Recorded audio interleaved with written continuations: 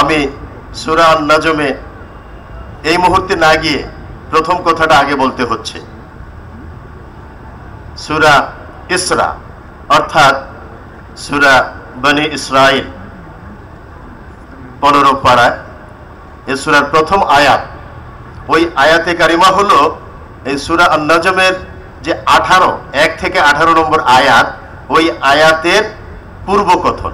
সুতরাং ওটা দিয়ে শুরু করব এবং আমার মনে হয় নির্ধারিত সময়ে আজকে ভূমিকাতে সীমাবদ্ধ থাকবো ইনশাআল্লাহ।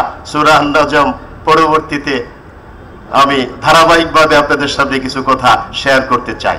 তাড়াহুড়া করে মূল কথাগুলো ওইভাবে না বলে প্রয়োজনে অল্প বলি। আল্লাহ রাব্বুল আলামিন রাসূল করিম সাল্লাল্লাহু আলাইহি ওয়াসাল্লামকে এই পৃথিবীতে পাঠিয়েছেন। তিনি হলেন জীবন্ত কোরআন, কোরআনের বাস্তব নমুনা, প্র্যাকটিক্যাল রূপ। ঠিক কিনা জোরে কর।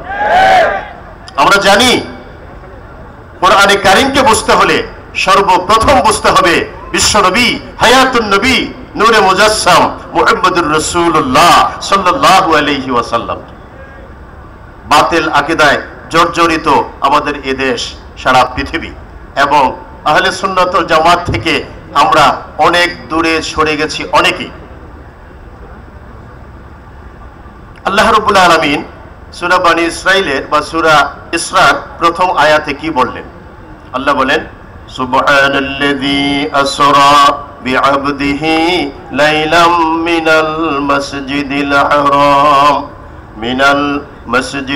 হারাম ইলাল মাসজিদিল আকসা আল্লাযী বারাকনা হাওলাহু লিনুরিয়াহু মিন আয়াতিনা ইন্নাহু হুয়াস সামিউল বাসীর। সাদাকাল্লাহুল মাওলানাল আযীম ওয়া সাদাকা রাসূলুহুন নবিয়্যুল কারীম ওয়া নাহনু আলা যালিকা মিনাশ শাহিদিন ওয়াশ শাকিরিন আলহামদুলিল্লাহি রাব্বিল আলামিন।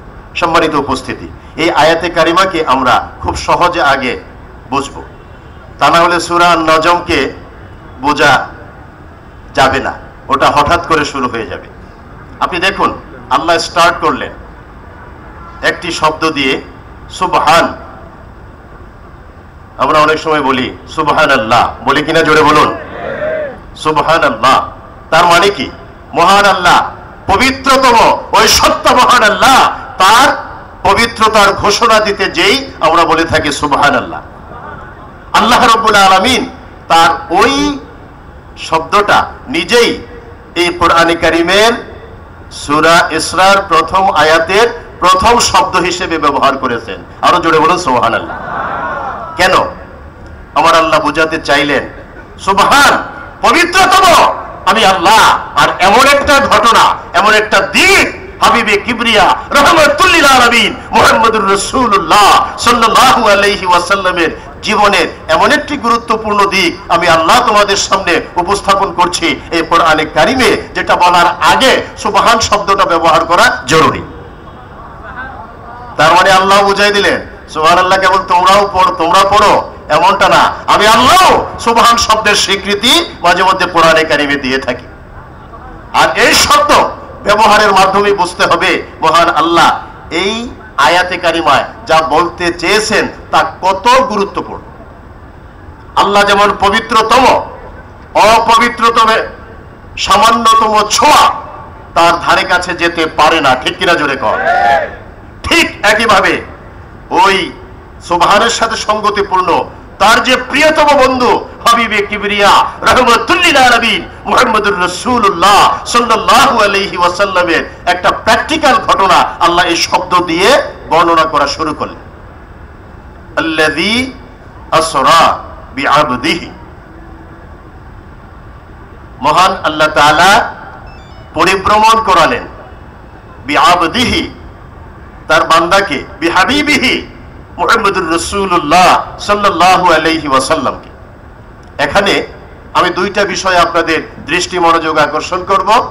এর ভিতরে যে বিভ্রান্তি এবং এটা মুখস্থ করে যারা মুফাসসিরে কোরআনের নামে যে ওই কলঙ্কিত জঘন্য ওই লোকগুলো যেভাবে শব্দ চয়ন করে থাকে শানে রিসালাতের ক্ষেত্রে ওই শব্দগুলো মানায় না, এবং ওই বেয়াদবদের ওই কথাগুলো যে আমরা গ্রহণ করতে পারি না, ওই একটা দিক।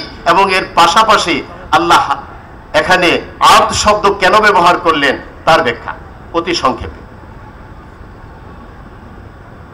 আপনারা শুনে থাকবেন, চট্টগ্রামেও বহু ওয়াজ এরা করে থাকে, এবং এই যে আব্দ শব্দ দিয়ে তারা অর্থ করে থাকে দাস। জোরে বলুন নাউজুবিল্লাহ। ওই বেয়াদব অসভ্য বর্বর মুফাসসির নামের কলঙ্ক, তারা বলে থাকে আব্দ শব্দের অর্থ দাস, এবং সেই দাস বিন করে আল্লাহর দাস মুহাম্মদুর রাসূলুল্লাহ সাল্লাল্লাহু আলাইহি ওয়াসাল্লাম। আপনারা কি মেনে নেবেন? আরো জোরে কোন? দাস। আল্লাহ তার দাসকে ভ্রমণ করালেন, নাউজুবিল্লাহি মিন জালিক। আল্লাহ তার বান্দাকে এখানে আব্দ শব্দটা ব্যবহার করলেন অন্য একটা বিশেষ কারণে, আর তা হলো আব্দ বান্দা এর সাথে তিনটা বৈশিষ্ট্য জড়িত। জোরে বলুন কয়টা? তিনটা বৈশিষ্ট্য জড়িত। এক হলো দেহ, দুই হলো মন, তিন হলো আত্মা। আমার আল্লাহ বুঝিয়ে দিলেন, আমার হাবিব মুহাম্মদ সাল্লাল্লাহু আলাইহি ওয়াসাল্লামকে আমার বান্দা স্বীকৃতি দিলাম এখানে এজন্য যে তিনি যে ঘটনা ঘটালেন, আমি যে তাকে দাওয়াত দিয়ে আরশে আজিমে চিফ গেস্টের মর্যাদা দিয়ে নিয়ে আসলাম, এটা স্বপ্নে না, এটা বাস্তবে। দেহ, মন, আত্মা তিনের সমন্বয় আপ আল্লাহ বুঝিয়ে দিলেন। এই মেরাজ স্বপ্নে হয় নাই, এটা আত্মিক ভাবে হয় নাই, এটা সশরীরে স্বাভাবিক গতিতে আমার আল্লাহ আরশে আজিমে মুহাম্মদুর রাসূলুল্লাহ সাল্লাল্লাহু আলাইহি ওয়াসাল্লামকে নিয়েছেন। ঠিক কিনা জোরে কর? এজন্য আব্দ শব্দ আল্লাহ ব্যবহার করেছেন। বেটারা, বেয়াদবেরা, বুঝো, তিনি আমার দাস নন, তিনি আমার হাবিব। তাকে আব্দ বলেছি এই তিনটা বৈশিষ্ট্য, এবং সশরীরে তিনি এসেছেন। সুবহানাল্লাহ বলুন। বিআবদিহি লাইলান, তারপরে আরেকটা শব্দ আল্লাহ ব্যবহার করলেন, পুরা রাত না। এই শব্দ ব্যবহারের মাধ্যমে আল্লাহ বুঝিয়ে দিলেন রাতের অতি অল্প সময়ে একটা নির্ধারিত সময়, অতি অল্প সময়। সে অল্প সময়টা কি? অল্প সময়টার ব্যাখ্যা আল্লাহর কাছে একরকম, দুনিয়ার মানুষের কাছে অন্যরকম। দুনিয়ার মানুষের স্বাভাবিক ব্যাখ্যা, প্রিয় নবীজি জমজম পানি দিয়ে উজু করলেন, বোরাকে আরোহণ করলেন, উজুর পানি গড়িয়ে যাচ্ছে, তিনি চলে গেলেন আরশে আজিম, আল্লাহর সাথে সাক্ষাৎ। চিৎকার করে বলুন সুবহানাল্লাহ। তিনি আল্লাহকে দেখেছেন। সুবহানাল্লাহ বলুন, আরো জোরে কোন সুবহানাল্লাহ। আল্লামাহু শাদীদুল কুওয়া, এর ব্যাখ্যাটা আমি দেব, ওটা হলো সূরা নজমের ভিতরে, ওখানেও বেজাল তৈরি করে এরা। এবার রাতের অতি অল্প সময়ে প্রিয় নবীজি উজু করলেন, বোরাকে আরোহণ করলেন, গেলেন। যতক্ষণ আল্লাহ চাইলেন তার হাবিবের সাথে সময় কাটালেন, ওই সময়ের হিসাব পৃথিবীর কোনো ঘড়িতে ধরবে না। আনলিমিটেড টাইম আল্লাহ যতটুকুন চেয়েছেন। তারপরে ফিরে এলেন, দেখা গেল তখনও জমজম পানি যা দিয়ে তিনি উজু করলেন গড়িয়ে যাচ্ছে। সুবহানাল্লাহ বলুন। এটা হলো দুনিয়ার কথা, তার মানে সময়টা অতি অল্প, বোঝানোর জন্য এই নমুনা, এই নিদর্শন। তার মানে উজু করে তিনি যাত্রা শুরু করলেন, সময় কাটালেন, ফিরে এলেন, উজুর পানি গড়িয়ে যাচ্ছে, তার মানে অতি অল্প সময়, রাতের একাংশ। লাইলান, পুরা রাত না। আরোহণ করলেন বোরাকে, জুড়ে বলুন কিসে? বোরাকে। বারকুন, বিদ্যুৎ, ইলেকট্রিসিটি, লাইট, আলো। বিজ্ঞান বলে, বৈজ্ঞানিকেরা বলে, যার গতি 1 সেকেন্ডে 1,86,000 মাইল। সুবহানাল্লাহ জোরে বলুন। এটা কোন বিদ্যুৎ? চট্টগ্রামের এই বিদ্যুৎ না, বাংলাদেশের ওই বিদ্যুৎ না, কখন আসে যায় কখন তা না। এই বিদ্যুৎ জান্নাতের বিদ্যুৎ। জোরে বলুন সুবহানাল্লাহ। জান্নাতের বিদ্যুৎ, ওই বিদ্যুতের তৈরি বোরাক। ওই বোরাকের গতি দুনিয়ার সময়ের যে বিদ্যুতের গতি 1,86,000 মাইল প্রতি সেকেন্ডে, এই বোরাকের গতি প্রতি সেকেন্ডে তার চেয়ে লক্ষ গুণ বেশি। আমার আল্লাহ বুঝিয়ে দিলেন, আমার হাবিব এত মর্যাদা সম্পন্ন, যার বাহনটা আমি বোরাক নিযুক্ত করে দিলাম এবং এর গতি হলো এই। আমেরিকার বৈজ্ঞানিকেরা মেরাজের উপর গবেষণা করে একটা ডাটা দিয়েছে, আমি একটা জার্নালে পড়েছি। সময়টা তারা বলেছে হাতিম থেকে, বাইতুল্লাহর হাতিম, ওখান থেকে প্রিয় নবীজি বোরাকে আরোহণ করে মেরাজে গেলেন, আর সে আজিমে গেলেন, তারপরে ফিরে এলেন। যেতে এবং আসতে সময় লেগেছে দুনিয়ার সময়ের আমাদের ঘড়ির হিসেবে 12 লক্ষ বছর। কয় বছর জুড়ে বলুন? শুধু যেতে এবং আসতে ঘড়ির হিসেবে 12 লক্ষ বছর দুনিয়ার সময়। আর আল্লাহর সাথে তিনি যে সময় কাটালেন ওইটা হলো এই হিসাবের বাইরে। ওটা হিসাব করা যাবে না, ওটা হিসাব করা সম্ভব না। এবার বলুন, এই যে এই বোরাক কিন্তু সিদরাতুল মুনতাহা পর্যন্ত শেষ। তারপরে এর চেয়ে পাওয়ারফুল আরেকটি বাহন আসলো, রফ। জুড়ে বলুন সুবহানাল্লাহ। কি আসলো? রফ। তো এই যে সিদরাতুল মুনতাহা পর্যন্ত বোরাক,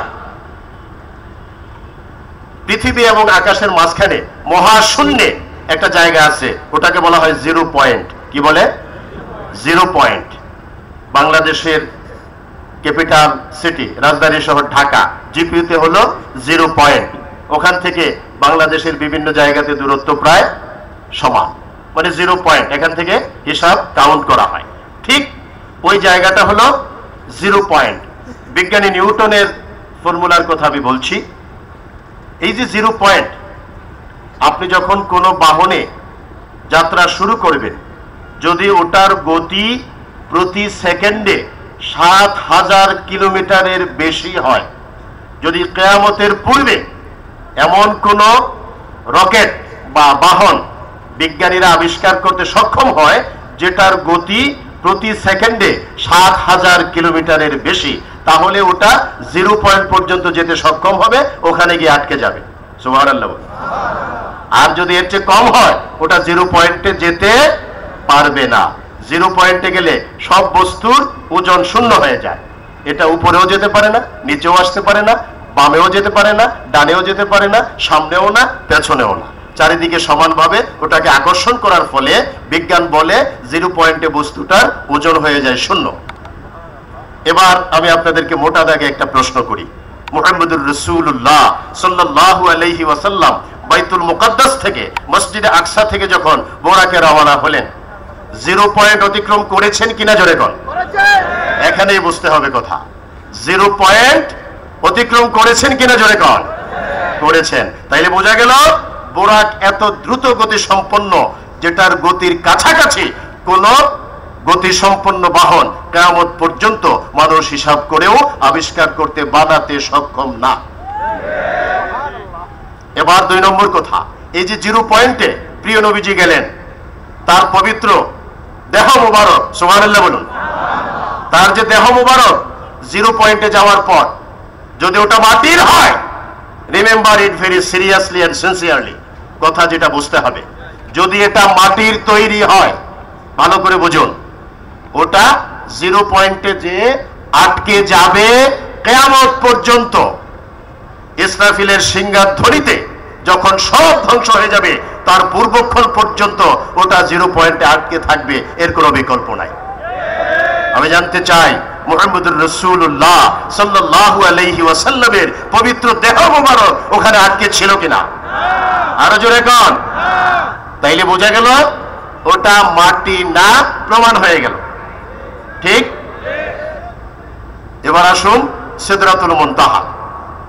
সিদরাতুল মুনতাহাতে হযরত জিবরিল বলছেন, ইয়া রাসূলুল্লাহ, আমার গতি শেষ, আমি আর উপরে যেতে পারবো না, বোরাক শেষ, এখন বোরাকের চেয়ে পাওয়ারফুল আরেকটা বাহন আসবে, রফ। আপনি মেহেরবানি করে একটু অপেক্ষা করুন। আর সহিহ আল বুখারীতে আসছে জিবরিলের 600 পাখা। জোরে বলুন, কয়শো? আরো জোরে কোন? 600। ডানে 300, বামে 300, 600 পাখা জিবরিল নূরের তৈরি ফেরেশতা নূরের তৈরি, নূরের 600 পাখা, 300 ডানে 300 বামে, ঠিক কিনা জোরে কর।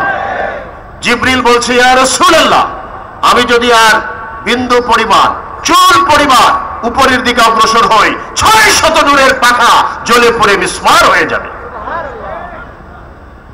মুহাম্মদুর রাসূলুল্লাহ সাল্লাল্লাহু আলাইহি ওয়াসাল্লাম অবস্থান করলেন। এবার রফরফ আসলো, প্রিয় নবীজি রওনা হলেন। এর চেয়ে পাওয়ারফুল জগৎ, নূরের জগৎ, 70,000 জগৎ অতিক্রম করলেন মুহাম্মদুর রাসূলুল্লাহ সাল্লাল্লাহু আলাইহি ওয়াসাল্লাম। আমি শুধু জানতে চাই, তিনি কি হার্ট ফেল করেছিলেন? তিনি কি সেন্সলেস হয়ে পড়ে গেছেন? তিনি কি অস্বাভাবিক হয়েছেন? প্রেসার বেড়ে গেছিল? তাহলে কি হলো? স্বাভাবিক, একেবারেই স্বাভাবিক। তার মানেই হলো মাটি নয়, এবং শুধু নূরও নয়, নূর আলা নূর, ওই নূরের কোনো তুলনাই চলে না। ওই জগৎ অতিক্রম করতে হলে, স্বাভাবিক গতিতে থাকতে হলে এই নূরের কোনো বিকল্প নাই, ঠিক কিনা জোরে কর। তারপরে আল্লাহ বললেন, ফাকানা কাবা কাউসাইনি আও আদনা ফাআওহা ইলা আবদিহি মা আওহা। জোরে জোরে কোন সুবহানাল্লাহ। এটা সূরা আন-নাজমে। আমি এই পর্যন্ত যাইনি, এখনো বলতেছিলাম ওই যে ইসরার প্রথম আয়াত। সময় অনেক বোধহয় হয়ে গেছে, আমি খুব সংক্ষেপেই একটা পর্যায়ে নিয়ে শেষ করে দেব।